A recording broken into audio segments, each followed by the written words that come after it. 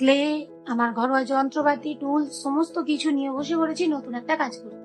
তো নতুন কি কাজ করব? এই তো, আরে চিন্তা নেই চিন্তা নেই, কি কাজ করছি সেটা তো তোমাদের আমি দেখিয়ে দেবো না?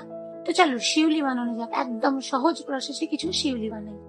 তো ভিডিওটা কিন্তু অনেকটা বড়, মনোযোগ সহকারে দেখো, তাহলে কিন্তু শুধুমাত্র শিউলি না, শিউলি থেকে নতুন পেন্ডেন্ট বানানোর আইডিয়াটাও তোমরা এই ভিডিওতেই পেয়ে যাবে।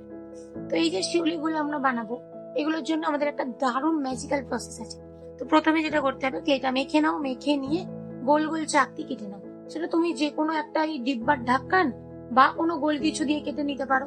কেটে নিয়ে সেগুলোকে একটু শক্ত হতে দাও, দিয়ে তার পরবর্তীতে কাঁচিতে করে ওগুলোতে 5টা পাপড়ি ভাগ করে নাও। দেখো আমি কিভাবে রেখেছি কাজ জিনিসগুলোকে কেটে কেটে, ঠিক সেভাবেই রাখো, যেন একদম মাঝখান অব্দি চলে না যায়। আর পাপড়িগুলো কেটে পড়ে যাওয়া মানেই তো তোমার কাজে গন্ডগোল।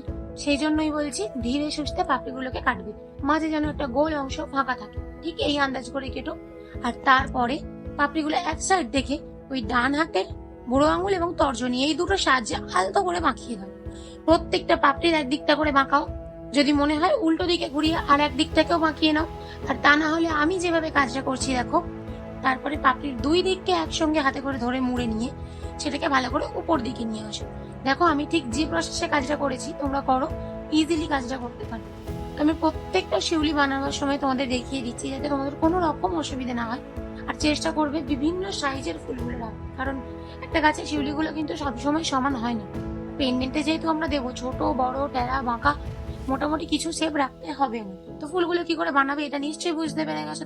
তো বাকি ফুলগুলোও তাহলে আমি তোমাদের সাথে কথা বলতে বলতে বানিয়ে ফেলি, তাহলে আমার কাজটাও হয়ে যাবে আর তোমাদের দেখাটাও হয়ে যাবে। দেখো বাকি ফুলগুলো আমি সেম প্রসেসে বানিয়েছি, তোমরা একটু খেয়াল করলেই কিন্তু ইজিলি বুঝতে পারবে। তবে এই শিউলি গুলো দিয়ে আমি কি করব, কি আর করব, পুজোর জন্য নতুন একটা গয়না বানাবো। পুজো কালেকশন তো তোমাদের দেখাতে হবে নাকি? আর এই পুজো কালেকশনের নতুন গয়নাটা কি ধরনের ডিজাইনের হবে একবার দেখো তো, তোমাদের পছন্দ হচ্ছে কিনা। পছন্দ হলে কিন্তু আমায় অবশ্যই জানাবে, আমি ভিডিওর শেষ দিকে দেখিয়ে দেবো ঠিক কি ডিজাইনটা আমি রাখতে চাইছি। তাছাড়াও তোমরা আমায় আইডিয়া দিতে পারো আমি শিউলির ওপর আর কি কি কাজ করতে পারি, বা তোমরা আমার থেকে আইডিয়া নিতে পারো। যেমন এর আগে আমি 2-1টা শিউলির কাজ শেয়ার করেছি, তোমরা চাইলে সেগুলো থেকে ইজিলি কাজ করতে পারো। তবে কি বলতো, এই কাজের ক্ষেত্রে না কিছুটা নিজস্বতা রাখা প্রয়োজনীয়। তা না হলে তুমি যে নিজে একজন শিল্পী মানুষ, তোমার মধ্যেও যে একটা শিল্প সত্তা আছে, এটা তুমি বুঝবে কি করে আর 5জনকে দেখাবে কি করে? তাই বলছি অন্যের কাজ দেখো, অন্যের কাজ থেকে দেখে শেখো, অন্যের কাছে কাজ শেখো, কিন্তু ভাবনাটা তোমার পুরোপুরি নিজস্ব দাও।